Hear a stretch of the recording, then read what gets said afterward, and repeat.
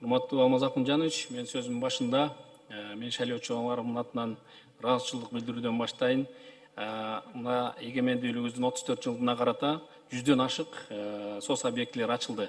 Анын ичинде ушу Базар Коргон районубузда 5 объект ачылды. 2 бала бакча, 2 мектеп жана 1 спорт зал. Шайлоочулардын атынан президентибизге жана президентибиздин жалпы командасына ыраазычылыкты билдиришүүдө.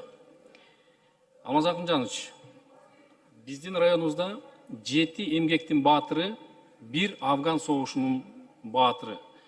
Бул орто мектептерге ысымдар берилген.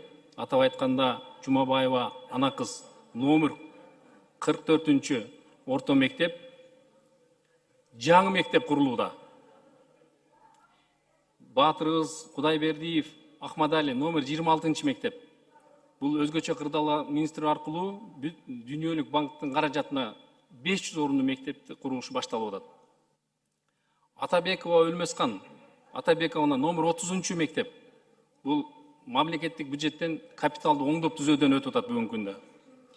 Шеркулов Асан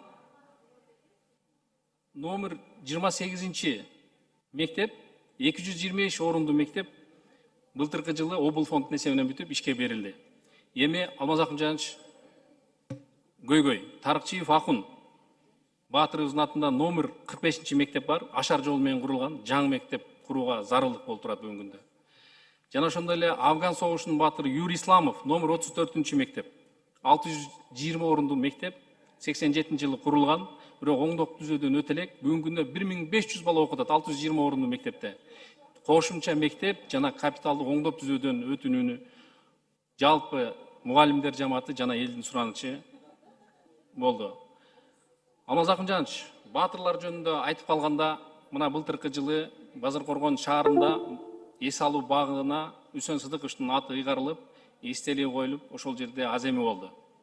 Ошол жерде Алимбаев, Жаныш Алимбаевич деген аксакалыбыз сүйлөп, өз сөзүндө сүйлөп жатып, Сыдыков Үсөн Сыдыковичке кыргыз эл баатырын берүүнү ушул жерде маселени көтөрүп, бизге тапшырма берилди эле.